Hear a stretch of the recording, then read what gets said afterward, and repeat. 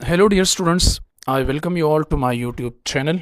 And आज हम पढ़ेंगे रिसर्च प्रॉब्लम के बारे में। रिसर्च मेथोडोलॉजी में सबसे इनिशियल जो टॉपिक होता है या फर्स्ट टॉपिक होता है वो प्रॉब्लम होता है या रिसर्च प्रॉब्लम। ये रिसर्च की बेस होती हैं। रिसर्च प्रॉब्लम के बगैर रिसर्च इम्पॉसिबल होता है। सबसे पहले आप क्या करते हैं कि कोई प्रॉब्लम फेस करते हैं। अब प्रॉब्लम किस शेप में हो सकता है? फॉर एग्ज़ाम्पल, आप अपनी रिसर्च इंटरेस्ट एरिया जो है या आप कोई भी टॉपिक पढ़ रहे हैं, आपको उस टॉपिक में कन्फ्यूजन आ गई, बुक में उसका आंसर नहीं है, आप मोबाइल उठाते, लैपटॉप उठाते, उसको इंटरनेट पे सर्च करते हैं, वहाँ से आपको कोई आंसर नहीं मिलता, आप अपने कुलीग से पूछते हैं, आप अपने टीचर से पूछते हैं, लेकिन आपको कोई तसल्ली बख्श आंसर नहीं मिलता। तो ये होती है प्रॉब्लम। अब आप इसको पहले डिफाइन करेंगे कि भाई मैं ये प्रॉब्लम फेस कर रहा हूँ, मुझे ये आंसर नहीं मिल रहा, इसलिए मैं चाहता हूँ कि मैं इस पर रिसर्च कर सकूँ। ये सबसे सिंपलेस्ट वे है। अच्छा, अगर थोड़ा सा आप एडवांस में जाएं तो जब जिस कम्युनिटी में आप रहते हैं तो उस कम्युनिटी में मल्टीपल प्रॉब्लम्स आपको नज़र आएंगे, और आप उसी में कोई भी प्रॉब्लम उठाए और आप उसकी सोल्यूशन तलाश करने के लिए रिसर्च कंडक्ट करते हैं। तो जिस बेस पे आप रिसर्च कंडक्ट करते हैं उसको कहा जाता है रिसर्च प्रॉब्लम।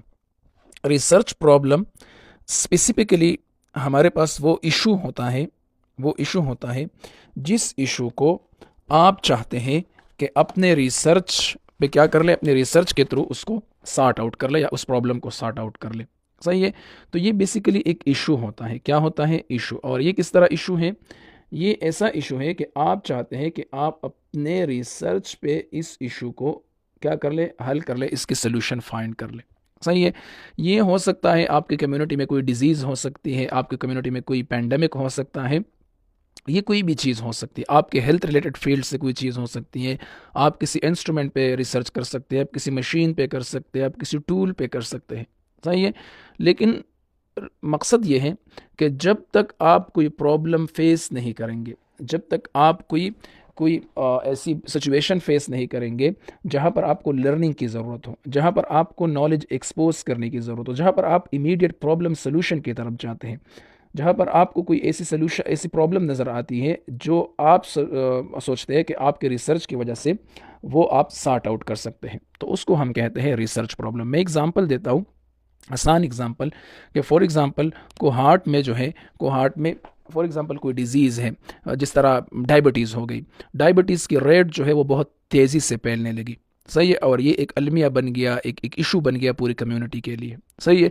तो आप अगर इस इशू को एड्रेस करते हैं, सही है, इस इशू को क्या करते हैं, इस इशू को एड्रेस करते हैं थ्रू सिस्टमेटिक इन्वेस्टिगेशन। जो रिसर्च की नॉर्मल सिस्टमेटिक इन्वेस्टिगेशन होती हैं उसके मुताबिक आप इस इशू को एड्रेस करते हैं, तो आप इसको रिसर्च प्रॉब्लम कह सकते हैं। रिसर्च प्रॉब्लम का सिंपल मतलब ये होता है कि ये वो इशू होता है जो रिसर्च के लिए बेस बन जाता है। किसके लिए बेस बन जाता है? रिसर्च के लिए बेस बन जाता है। सही है। मैं आपको एग्जांपल देता हूँ, वो मोबाइल वाला एग्जांपल, कि जब आप मोबाइल ख़रीद रहे थे तो आपको मोबाइल के बारे में कोई नॉलेज नहीं था, और ये सबसे बड़ी इशू थी कि आप अपने लिए मोबाइल ख़रीद नहीं सकते थे। तो आपने क्या, सबसे पहले इन्वेस्टिगेशन स्टार्ट की, इस प्रॉब्लम को एड्रेस करने के लिए इन्वेस्टिगेशन स्टार्ट की, आपने रिसर्च स्टार्ट किया। तो जब आप किसी प्रॉब्लम को आंसर नहीं कर सकते, किसी प्रॉब्लम की सोल्यूशन को नहीं नहीं दे सकते, सोल्यूशन प्रोवाइड नहीं कर सकते, तो आप डेफिनेटली जाते हैं रिसर्च की तरफ, और ये जो प्रॉब्लम होता है, ये जो इशू होता है, उसको हम कहते हैं रिसर्च प्रॉब्लम। सही है। जिस तरह फॉर एग्जांपल कम्युनिटी में एड्स बहुत ज़्यादा फैलने लगा, तो आप उसके रीजंस को तलाश करने के लिए, उसकी जो फ्रिक्वेंसी है, जो इंसिडेंस है, उसको कम करने के लिए आप एक सिस्टमेटिक इन्वेस्टिगेशन करते हैं। क्या करते हैं? एक सिस्टमेटिक इन्वेस्टिगेशन। तो आप रिसर्च कर रहे हैं, क्यों कर रहे हैं? To address a issue, to address a problem. जो प्रॉब्लम कम्युनिटी में है, जो इशू कम्युनिटी में है, आप उसको क्या करना कर रहे हैं? एड्रेस करना चाहते हैं, सॉल्व करना चाहते हैं। 3 मेन पॉइंट्स याद रखें रिसर्च प्रॉब्लम में। 3 बातें। ये ऐसी इशू होती हैं जिसको सोल्यूशन रिक्वायर्ड होता है। ये कोई ऐसी चीज़ नहीं होती कि आप खुद से कोई इशू बनाए, नहीं। ये एक ऐसी इशू होती हैं जो पूरी कम्युनिटी को पता होती है, पूरे क्लिनिशियंस को पता होती है, हॉस्पिटल्स वालों को पता होती है, पॉलिसी मेकर्स को पता होती है, हेल्थ रेगुलेटरी अथॉरिटी को पता होती है कि भाई एक ऐसी इशू जो है वो एग्जिस्ट करती है इस कम्युनिटी में, और ये इशू, इसको सलूशन रिक्वायर्ड है, इसकी सलूशन जो है वो जल्द से जल्द तलाश करनी चाहिए या होनी चाहिए। सही है। तो आप उसी इशू को एड्रेस करेंगे, उसी प्रॉब्लम को एड्रेस करेंगे अपनी इस रिसर्च में जिसको रिजोल्यूशन रिक्वायर्ड हो। ऐसा ना हो कि ऐसा कोई प्रॉब्लम जिसको रिजोल्यूशन रिक्वायर्ड ही ना हो। फॉर एग्जांपल, आपकी कम्युनिटी में डायबिटीज़ के पेशेंट बढ़ रहे हैं और आप अपने जो रिसर्च है वो कह रहे हैं कि मैं रोड एक्सीडेंट्स पे रिसर्च करता हूँ, तो वो भी एक इशू है। लेकिन वो इशू जो इमीडिएट रिजोल्यूशन जिसको चाहिए, जिसको फोकस चाहिए, जिसको आप कह सकते हैं कि आपकी अटेंशन चाहिए, तो सबसे पहले आप उसको प्रॉब्लम बनाएंगे। सही है, रिसर्च प्रॉब्लम बनाएंगे। दूसरा है कि फोकस आप इन्वेस्टिगेशन। इसका क्या मतलब है? इसका सिंपल मतलब ये है कि पूरे रिसर्च में यही एक चीज़ आपकी फोकस होगी। आप उसी एक चीज़ पे स्पॉट ऑन रहेंगे। सही है, ये आपकी क्या होगी? ये आपकी फोकस होगी। आप इससे इधर उधर नहीं जा सकते। पूरी रिसर्च में आप इसी एक चीज़ को एड्रेस करेंगे। और जो थर्ड इसका पॉइंट है ये है कि भाई ये कोई सोशल चैलेंज है, ये कम्युनिटी को चैलेंज है, ये सोसाइटी को कोई चैलेंज है, ये सोसाइटी को कोई मसला है। सही है, सोसाइटी को कोई प्रॉब्लम है, सोसाइटी को कोई इशू है। और आप क्या कर रहे हैं? आप अपने रिसर्च से इसको क्या करना चाहते हैं? रिजॉल्व करना चाहते हैं। क्या करना चाहते हैं भाई? आप इसकी रिजोल्यूशन करना चाहते हैं, सॉल्व उसको करना चाहते हैं। सही है, तो ये आपका रिसर्च प्रॉब्लम हो सकता है। तो ये 3 पॉइंट्स हैं जो रिसर्च प्रॉब्लम से रिलेट करती हैं। सही है। अच्छा, इसके बाद जब आप इसके और जो इन्वेस्टिगेशन है या पॉइंट्स है आप उसको देखते हैं, तो पहले तो ये है कि हम रिसर्च प्रॉब्लम को क्राफ्ट कैसे करेंगे। क्राफ्ट का क्या मतलब होता है? क्राफ्ट का मतलब होता है कि आप सेंटेंस को रिफाइन किस तरह करेंगे। सही है। फॉर एग्जांपल, आपके जहन में ये है कि भाई कोहाट, डिस्ट्रिक्ट कोहाट में जो डायबिटीज़ है उसकी रेट जो है वो बहुत ज़्यादा है, और मैं इसको इस रेट को या इसके लिए जो रीज़न है, जो काज है, उसको सॉर्ट आउट करना चाहता हूँ। तो ये तो आपके जहन में है, आप समझते हैं कि ये एक प्रॉब्लम है, लेकिन आप इसको इसका स्टेटमेंट कैसे बनाएंगे? समझ में आई बात? आप इसका स्टेटमेंट कैसे बनाएंगे? स्टेटमेंट हम इसका इसलिए बनाते हैं कि पूरी कम्युनिटी को आसान तरीके से, आसान अल्फाज में समझ आ सके। आपके जहन में बहुत कुछ है, आपके जहन में बहुत बातें हैं, आपके जहन में बहुत पॉइंट्स हैं, लेकिन आप नॉर्मल इंसान को इसको किस तरह समझाएंगे? तो इसको हम कहते हैं क्राफ्ट करना। क्राफ्टिंग जानते हो ना? इसको रिफाइन बनाना, बेहतर बनाना, कॉन्साइज बनाना, टू द पॉइंट बनाना, अंडरस्टैंडेबल बनाना। तो आपके जहन में तो प्रॉब्लम पता नहीं कौन से अल्फाज में मौजूद है, आपके जहन में प्रॉब्लम पता नहीं किस किस स्टोरी में मौजूद है। सही है, लेकिन जब आप इसको डिस्क्राइब करते हैं, रिसर्च कॉन्टेक्स्ट में लाते हैं, तब हम इसको प्रॉब्लम स्टेटमेंट कहते हैं। एक होती है प्रॉब्लम, एक होता है प्रॉब्लम स्टेटमेंट। सही है, मैं एक एग्जांपल दूंगा और उसको पूरे इस लेक्चर में कैरी करूंगा, तो आप इसको याद रखें। सही है। मैं एग्जांपल ले रहा हूँ किसी भी डिजीज़ का। आप कोई भी डिजीज़ उठा सकते हैं जो कम्युनिटी में मौजूद है। आप एड्स उठा लें फॉर एग्जांपल, जो कि आजकल बहुत बर्निंग इशू है। सही है, आप एड्स उठा लें। अब आपके जहन में ये है कि भाई एड्स जो है वो इस कम्युनिटी की बहुत बड़ी प्रॉब्लम है, एड्स जो है वो इस कम्युनिटी का बहुत बड़ा मसला है, और मैं क्या चाहता हूँ? मैं चाहता हूँ कि मैं इसको अपने रिसर्च के थ्रू क्या कर लूँ? इसको सॉल्व कर लूँ या सॉर्ट आउट कर लूँ। सही है। अब ये आपकी प्रॉब्लम हो गई। अब आप मुझे कहे बीइंग अ रिसर्चर के सर आप इसकी स्टेटमेंट बनाए या प्रॉब्लम स्टेटमेंट बनाए। सही है, तो मैं इसकी स्टेटमेंट किस तरह बनाऊंगा? To assess the rate of HIV, or to assist the rate of AIDS and define or explain or analyze the burden of AIDS on community and district cohort। तो ये मैंने वैसे रैंडम बना लिया एक स्टेटमेंट। इससे पहले मेरे जहन में बहुत चीज़ें थी, तो मैंने उसको अल्फाज, एक ऐसे अल्फाज में डिफ़ाइन किया जो कि कॉन्साइज हो। कॉन्साइज मीन बस कुछ अल्फाज, ऐसा नहीं कि मैंने कहानी बनाई। मैंने इसके एक टाइटल बनाया, एक स्टेटमेंट बनाया सिंपल, कि भाई मैंने एड्स के रेट को असिस करना है और उसके प्रेवेलेंस को डिफाइन करना है, बस। सही है। और ये जो मैंने टर्मिनोलॉजीज यूज़ की, ये रिसर्च कॉन्टेक्स्ट की टर्मिनोलॉजी, क्योंकि रिसर्च में हम प्रेवेलेंस डिफाइन करते हैं, असिसमेंट करते हैं, एनालाइज करते हैं। सही है, सिंथेसाइज करते हैं, रिलेशनशिप देखते हैं, परसेप्शन देखते हैं, बैरियर्स देखते हैं, फैसिलिटेटर्स देखते हैं। तो ये सारे टर्मिनोलॉजीज़ में जब अपने स्टेटमेंट को कन्वर्ट करते हैं तो इसको हम कहते हैं रिसर्च कॉन्टेक्स्ट। अब ये जो टू असिस, फॉर एग्जांपल टू असिस, सही है, ये एक टर्म हो गया। तो ये रिसर्च कॉन्टेक्स्ट में लोग बोलते हैं। टू डिफाइन, सही है, ये रिसर्च कॉन्टेक्स्ट का टर्म है। टू आइडेंटिफाई, सही है, ये रिसर्च कॉन्टेक्स्ट का टर्म है। टू एनालाइज, सही है, प्रेवेलेंस, बर्डन, ये सारी चीज़ें जो है ये टर्मिनोलॉजीज़, ये रिसर्च कॉन्टेक्स्ट की टर्मिनोलॉजीज़ हैं। तो इसका मतलब ये है कि एक आप प्रॉब्लम जो होनी चाहिए बहुत ज़्यादा कॉन्साइज डिस्क्रिप्शन के साथ होनी चाहिए, जिस तरह मैंने आपको एग्जांपल दिया। दूसरी, उसके जो टर्म्स होते हैं वो रिसर्च कॉन्टेक्स्ट में होने चाहिए। और थर्ड ये होता है कि फोकल पॉइंट, फोकल पॉइंट का मतलब ये होता है कि सेंटर ऑफ अटेंशन, यही आपका फोकल पॉइंट है पूरे रिसर्च में। अब फॉर एग्जांपल एड्स या HIV की स्प्रेडिंग मेरा फोकल पॉइंट है, और मैं डायरेक्टली बस किसी और डिजीज़ की तरफ चला जाता हूँ या HIV को कुछ किसी और चीज़ के साथ रिलेट कर लेता हूँ। नहीं, जो आपका फोकस पॉइंट होगा, जो फोकल पॉइंट होगा, जो सेंटर होगा, सबसे पहले आप उसके बारे में सोचेंगे। इसका मतलब ये कि आपने स्पॉट ऑन रहना है। रिसर्च करते वक्त आपने इधर उधर चीज़ों को बीच में नहीं लाना। जो बेहतर ये है कि जो आपका इनिशियल से अटेंशन पॉइंट रहा है, फोकल पॉइंट रहा है, आप इसी को कैरी कर सके। तो ये 3 चीज़ें आपकी प्रॉब्लम स्टेटमेंट में होनी चाहिए। समझ में आई बात? कॉन्साइज डिस्क्रिप्शन, सिंपल, सही है। आप कह सकते to identify the rate and to assist the prevalence of HIV in district cohort. ये कॉन्साइज भी हैं, इसमें जो टर्मिनोलॉजीज यूज़ हुई वो रिसर्च कॉन्टेक्स्ट की हैं, और ये फोकल भी है, टू द पॉइंट। मैं एक ही चीज़ पे फोकस कर रहा हूँ, डिस्ट्रिक्ट कोहार्ट पे फोकस कर रहा हूँ, prevalence and assessment of HIV, इन 2 चीज़ों पे फोकस कर रहा हूँ। तो ये बिल्कुल फोकस है, स्पॉट ऑन है, सही है। तो ये 3 आपने पॉइंट्स याद रखने जब आप रिसर्च में प्रॉब्लम स्टेटमेंट बनाते हैं। अच्छा, इसके बाद हम जब आप प्रॉब्लम स्टेटमेंट बनाते हैं तो फिर हम इसकी एनालिसिस करते हैं, क्रिटिकल एनालिसिस को कहते हैं।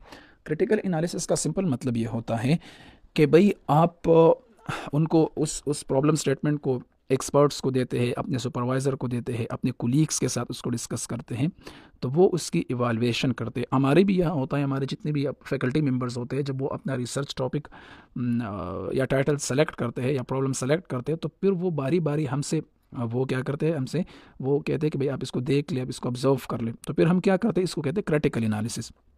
तो हम उसको रिफ़ाइन करने के लिए फिर क्या कर लेते हैं, एनालिसिस करते हैं कि भाई आपका ये टॉपिक सही है, सही नहीं है, आपने सही प्रॉब्लम सेलेक्ट किया, सही नहीं किया, आपके जो जो वर्ड्स है, जो वर्डिंग्स है, जो टर्म्स है, वो सही है या सही नहीं है, सही है। प्रियोरिटी असेसमेंट का यहाँ क्या मतलब होता है? प्रियोरिटी असेसमेंट का मतलब ये होता है, इस तरह मैंने पहले एग्जांपल दी कि भाई जो चीज़ आपकी प्रायोरिटी है आप उसी को कैरी कर ले। अगर एड्स आपकी प्रायोरिटी है तो आप उस एड्स को किसी और डायबिटीज़ या रोड एक्सीडेंट से और इन चीज़ों से लिंक ना करें। आपकी जो प्रायोरिटी होती है आप पूरे रिसर्च में उसी को कैरी करेंगे। प्रायोरिटी असेसमेंट का मतलब ये है कि अगर कोहार्ट में मुझे कोई बंदा टॉपिक दे दे, कोहार्ट में आजकल बर्निंग इशू जो है वो एड्स है या डायबिटीज़ है या कोविड-19 है, और एक बंदा आ जाए और मुझे ये कहे कि मैंने रिसर्च करना है कि मैंने उन उन मॉर्बिडिटी और मॉर्टेलिटीज़ पे रिसर्च करनी है जिसमें लोग जो है वो ऊपर, या जिसको हम कहते हैं वर्क एट हाइट से गिरते हैं या फॉल करते हैं, सही है। और उस मॉर्बिडिटी और मॉर्टेलिटी मैंने रिसर्च करनी है। अब ये एक इशू हो सकता है, लेकिन मैं प्रायोरिटी की बात कर रहा हूँ कि करंट क्या इशू है, इनिशियली क्या इशू चल रहा है। समझ में आई बात? आजकल कौन सा बर्निंग इशू है। तो सबसे पहले आप प्रॉब्लम वो सेलेक्ट करेंगे जो प्रायोरिटी हो कम्युनिटी की। समझ में आई बात? समझ में आई बात? कम्युनिटी की क्या हो भाई? प्रायोरिटी हो कम्युनिटी में। फॉर एग्जांपल कम्युनिटी में पानी नहीं है, बिल्कुल भी पानी एक कम्युनिटी में नहीं है, और आप उसको फूड आइटम्स प्रोवाइड कर रहे हैं, सॉलिड फूड आइटम्स, सही है, अनकुक्ड फूड आइटम्स। तो जब पानी नहीं है तो उन फूड आइटम्स का वो क्या करेंगे? या एक कम्युनिटी में गैस नहीं है, बिल्कुल भी गैस नहीं है, और आप उनको food items, readymade food items provide करते हैं। तो यहाँ पर प्रायोरिटी तो फूड नहीं है, यहाँ पर तो प्रायोरिटी गैस है। गैस होगा तो फूड कंज्यूम होगा, फूड बहुत ज़्यादा है लेकिन गैस नहीं है तो कैसे कंज्यूम करेंगे लोग? तो इस यही मतलब होता है कि आप उस चीज़ को प्रायोरिटी बनाएंगे जो कम्युनिटी की प्रायोरिटी होती है। नोवेलिटी वेरिफिकेशन का मतलब ये होता है कि ये ऐसे टॉपिक्स होने चाहिए जो बिल्कुल नोबल हो, जिसको ज़रूरत हो उसकी अटेंशन की। समझ में ये बात? जो ऑलरेडी वेरीफाइड हो, जो कम्युनिटी में एक्सेप्टेबल हो। ऐसे टॉपिक्स को आप नहीं छेड़ सकते जो एक्सेप्टेबल ना हो। ऐसे टॉपिक्स को आप नहीं छेड़ सकते जिसकी नोवेलिटी आप वेरीफाई नहीं कर सकते। समझ में मतलब कि ऐसे टॉपिक जो कम्युनिटी को जनरली एक्सेप्टेबल हो, क्या हो? एक्सेप्टेबल हो। ऐसे टॉपिक को आप अपने रिसर्च का हिस्सा बनाएंगे, सही है। और क्लियरिटी इवाल्वेशन का सिंपल मतलब ये होता है, क्लियरिटी इवाल्वेशन का, कि आप इसके बाद इसकी क्लियरिटी को क्या कर ले, वो एवालुएट कर ले कि जो प्रॉब्लम आपने बनाई है या जो स्टेटमेंट आपने बनाया है वो क्लियर है या नहीं है, वो अंडरस्टैंडेबल है या नहीं है, उसमें वर्ड्स जो है वो अंडरस्टैंडेबल है या नहीं है। अगर वो अंडरस्टैंडेबल नहीं है तो ये प्रॉब्लम आपका जो है वो बेहतर नहीं है। सही है। तो ये 3 पॉइंट्स है रिसर्च प्रॉब्लम में कि भाई प्रायोरिटी असेसमेंट सही है कि भाई ये जो है वो सिग्निफिकेंट है या नहीं है, इसकी इंपॉर्टेंस कम्युनिटी को है या नहीं है, ये कम्युनिटी को प्रायोरिटी है या नहीं है। सही है। दूसरा, नोवेलिटी वेरिफिकेशन, आया ये प्रॉब्लम जो है वो एग्जिस्ट करती है या नहीं करती। समझ में बात, इस ग्रुप ऑर्गेनाइजेशन में ये प्रॉब्लम मौजूद है या नहीं, ये आपने खुद से बनाया है। सही है। थर्ड ये है क्लियरिटी इवाल्युएशन कि भाई ये जो पॉइंट है या जो टॉपिक है ये सफिशेंट है, प्रिसाइज है, क्लियरली है, जो प्रॉब्लम एग्जिस्ट करती है ये स्टेटमेंट उसको क्लियरली डिफाइन करता है या नहीं करता। अब एक प्रॉब्लम एग्जिस्ट करती है कम्युनिटी में लेकिन आपका प्रॉब्लम स्टेटमेंट उसको क्लियरली डिफाइन नहीं कर सकता, तो आपका प्रॉब्लम स्टेटमेंट सही नहीं है, आपका रिसर्च प्रॉब्लम सही नहीं है। आपकी रिसर्च प्रॉब्लम में ये पॉइंट होनी चाहिए कि वो क्लियरली डिफाइन कर ले इशू को। तो हम फिर इसकी इवाल्युएशन करते हैं कि भाई आपके प्रॉब्लम स्टेटमेंट में क्लियरिटी मौजूद है या क्लियरिटी मौजूद नहीं है। अच्छा, इसके बाद जब आप देखते हैं कि भाई हमने रिसर्च कौन सी प्रॉब्लम को प्रायोरिटाइज करना है, मैंने प्रायोरिटाइज की बात की ना, कौन सी प्रॉब्लम हम प्रायोरिटाइज करेंगे। रेलेवेंसी का मतलब ये होता है कि ये रेलेवेंट हो, कम्युनिटी के साथ इसकी क्या हो, रेलेवेंसी मौजूद हो। समझ में आई बात। ये हेल्थ से रिलेटेड हो फॉर एग्जांपल, सही है, ये स्टेक होल्डर से रिलेटेड हो, ये पॉलिसी मेकर से रिलेटेड हो, सही है, ये हेल्थ रेगुलेटरी अथॉरिटी से रिलेटेड हो, इन सब से ये रिलेटेड हो, इसमें रिलेवेंसी होनी चाहिए। और ख़ास कर ये आपके टॉपिक से रिलेटेड हो, आपकी फील्ड से रिलेटेड हो। समझ में आई बात। हेल्थ से रिलेटेड हो, हेल्थ केयर प्रोफेशनल से रिलेटेड हो। अब ऐसा नहीं है कि भाई आप bachelor of science in anaesthesia technology पढ़ रहे हैं और आपकी जो रिसर्च है वो सॉफ्टवेयर इंजीनियरिंग पे है या आर्टिफिशियल इंटेलिजेंस पे नहीं। आपकी रिसर्च एग्जैक्टली रेलेवेंसी शो करनी चाहिए आपके फील्ड, आपके टॉपिक के साथ। सही है। सबसे इंपॉर्टेंट बात, अवॉइडेंस ऑफ डुप्लीकेशन। रिसर्च में आप किसी का एक सेंटेंस भी यूज़ नहीं कर सकते बग़ैर इजाज़त के, आप किसी का एक वर्ड भी यूज़ नहीं कर सकते बग़ैर इजाज़त के, और आप ऐसा काम भी नहीं उठा सकते जो ऑलरेडी हुआ हो, आप उसको डुप्लिकेट नहीं कर सकते। अब एक प्रॉब्लम के लिए लोगों ने रिसर्च की है, उसकी उन्होंने सोल्यूशन दी है, लेकिन आपने पढ़ा नहीं है और आप उसी तरह वही रिसर्च फिर करना चाहते हैं, तो ये डुप्लीकेशन है। हमने रिसर्च प्रॉब्लम्स को डुप्लीकेशन से बचाना है, हमने डुप्लीकेशन को अवॉइड करना है। सही है। तो आपकी स्टडी इतनी ज़्यादा होनी चाहिए, आप ऑलरेडी इतनी चीज़ों को सर्च करें कि आपकी रिसर्च की प्रॉब्लम की कोई आंसर आपको ना मिले, और ये यकीनी हो जाए कि अब तक इस एस्पेक्ट पे किसी ने रिसर्च नहीं किया। ऐसा ना हो कि ऑलरेडी कम्युनिटी में उस पर मल्टीपल रिसर्च मौजूद हो और आप फिर उसको अपना रिसर्च टॉपिक बनाते हैं, तो इट्स नॉट एक्सेप्टेबल। फिजिबिलिटी का मतलब ये है कि आपका जो रिसर्च प्रॉब्लम होना चाहिए वो फिजिबल होना चाहिए, वो अचीवेबल होना चाहिए। ऐसा ना हो कि आप बेटा यहाँ आए और रिसर्च आपका मून पे आप प्लान कर रहे हैं कि मैंने मून पे रिसर्च करना है। समझ में ये बात। और आप बेटा यहाँ आए और आप कह रहे हैं कि मैंने हाइपरसोनिक मिसाइल पे रिसर्च करना है या मैंने जेट प्लेन पे रिसर्च करना है। फिजिबिलिटी का मतलब ये है कि अचीवेबल है, सही है, वो फिजिबल है, उसको आप अचीव कर सकते हैं। समझ में बात। वो कोई ख्याली बातें नहीं है, वो टेंजिबल है, वो प्रैक्टिकल टॉपिक है। तो ये इसमें बहुत ज़्यादा ज़रूरी बात है। और last but not the least, ये बहुत इंपॉर्टेंट है कि ऐसे टॉपिक को छेड़ना नहीं चाहिए जो कि पॉलिटिकली एक्सेप्टेबल ना हो। समझ में आई बात। आप रिसर्च में किसी भी एक पॉलिटिकल पार्टी के जो मंशूर होता है उसको या ख़राब भी नहीं कर सकते, उसको प्रमोट भी नहीं कर सकते। रिसर्चर जो होता है वो अनबायस्ड एक्सप्लेनेशन देता है, सही है, उसमें बायसनेस नहीं होती। और वो ऐसा रिसर्च भी नहीं होना चाहिए कि आपके जो जो गवर्नमेंट है वो उसको एक्सेप्टेबल ना हो। मतलब कि पॉलिटिकली जो गवर्नमेंट होती है, जो सपोर्टिव स्टाफ होता है, जो रिलेवेंट अथॉरिटी होती हैं, समझ में जो स्टेक होल्डर होते हैं, आपका रिसर्च उनको क्या हो, वो एक्सेप्टेबल हो। आप अपनी रिसर्च में ऐसे कोई टॉपिक्स ना छेड़ें जो कि सेंसिटिव हो, जो रिलीजियस सेंसिटिव हो, जो सोशल सेंसिटिव हो। ऐसे टॉपिक को आप अवॉइड करेंगे। आप ऐसे टॉपिक की तरफ जाएंगे जो लोग एक्सेप्ट करें उसको, आपकी लोकल जो पॉलिटिकल पार्टी है वो एक्सेप्ट करे, आपकी गवर्नमेंट उसको एक्सेप्ट करे, जो एनजीओज़ वाले वो उसको एक्सेप्ट करे। आप ऐसे किसी सेंसिटिव टॉपिक को नहीं छेड़ेंगे जिसकी एक्सेप्टेबिलिटी नहीं होगी कम्युनिटी में, सही है। और इथिकल कंसंट्रेशन मोस्ट इम्पॉर्टेंट, ऐसा टॉपिक होगा जिसमें एथिक्स का ख़ास ख्याल रखा जाएगा, जो आपके सोशल नॉर्म्स को चैलेंज ना करे। समझ में आई बात। जो आपके जो कल्चरल सेंसिटिविटी है उसको चैलेंज ना करे, सही है। फॉर एग्ज़ाम्पल आपको कोई अपने घर में इलाप नहीं करता और आप कहते हैं कि नहीं, मैंने जाके सारे घर में जो फीमेल्स है उनसे अलग अलग मैंने डाटा कलेक्ट करना है अपने रिसर्च के लिए, तो ये एथिकल कंसंट्रेशन नहीं है। सही है। या आप HIV पे रिसर्च करते हो और एक बंदे को आपने डिफाइन किया और आप जाके फिर लोगों को बोल रहे हैं कि मैंने अपने रिसर्च के लिए इसकी टेस्टिंग की और ये HIV पॉजिटिव है, और आप पूरी कम्युनिटी में वो बात फैलाए। नहीं, एथिकल कंसिडरेशन का मतलब ये होता है कि आपने एथिक्स का इसमें बहुत ज़्यादा ख्याल रखना होता है, कॉन्फिडेंशियलिटी का बहुत ख्याल रखना होता है। सही है, किसी को हार्म नहीं करना, किसी के जो उसकी पर्सनालिटी होती है उसको हिट नहीं करना, जो उसकी डिजिग्नेशन होती है उसको क्वेश्चन मार्क नहीं बनाना।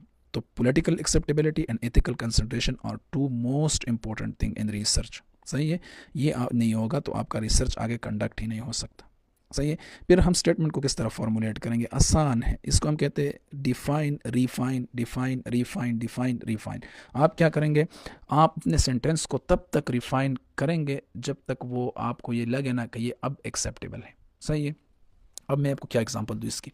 फॉर एग्जांपल आपने ऐसे ही मैं आपको एग्जांपल दे देता हूँ। सही है कि भाई आप सोचते हैं ना कि भाई there is a relationship between obesity and sugar, obesity causes sugar. I will I will research on what is the factor that is related to obesity when people consume huge amount of sugar. अब ये आपने एक problem statement दे दिया। सही है। आप इसको फिर रिफाइन करेंगे कि भाई आई identify the risk related to obesity and what is the role of sugar consumption and obesity। ये एक दूसरा स्टेटमेंट हो गया। उसी तरह है इसका तीसरा स्टेटमेंट ये होगा कि भाई identify assessment of sugar related obesity in population in district cohort. अब ये तीसरा स्टेटमेंट हो गया।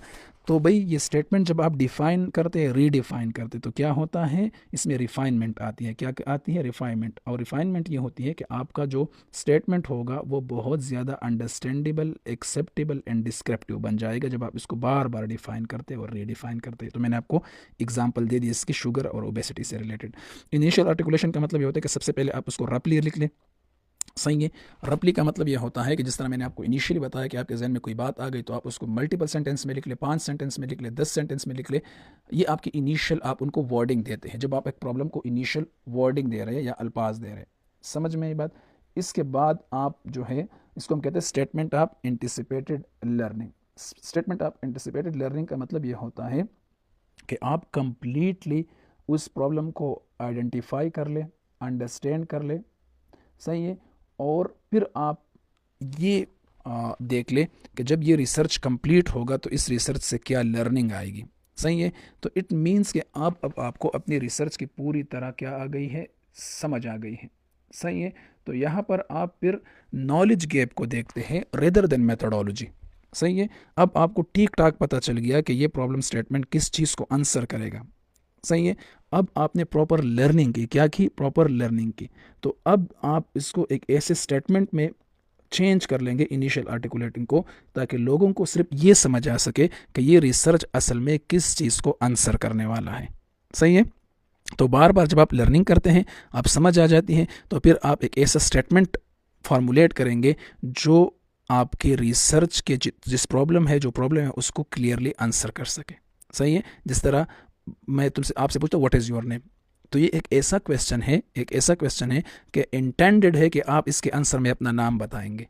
तो यहाँ पर भी आप एक ऐसा स्टेटमेंट देंगे जो क्लियरली ये रिफ्लेक्ट कर सके कि रिसर्च जो है वो इसी क्वेश्चन का आंसर देगा, बाकी किसी भी क्वेश्चन का आंसर नहीं देगा। इटरेटिव रिफाइनमेंट ये होती है कि अगर आप उसको डिफाइन करते हैं, सही है, फिर रिफाइन करते हैं, रिवाइज करते हैं, प्रैक्टिस करते हैं अपनी रिसर्च टॉपिक पे। सही है। और रिपीटेडली अपने क्वेश्चंस को मॉडिफाई करते हैं। समझ में आई बात। तो इसको हम कहते हैं आइटरेटिव रिफाइनमेंट। सही है। जो कोर प्रॉब्लम होता है आप उसको डिफरेंट वर्ड्स में बार बार जो है वो डिफाइन कर रहे हैं और एक्सप्लेन कर रहे हैं, और एक ऐसे नतीजे पे आप पहुंचेंगे जब आप फाइनल फार्मूलेशन की तरफ जाएंगे। और फाइनल फार्मूलेशन का ये है कि आप एक ऐसे स्टेटमेंट देंगे जो आपका रिसर्च आंसर करेगा, वो अंडरस्टैंडेबल होगा, वो डिस्क्रिप्टिव होगा, और वो पूरी कम्युनिटी को आसानी से समझ आएगा।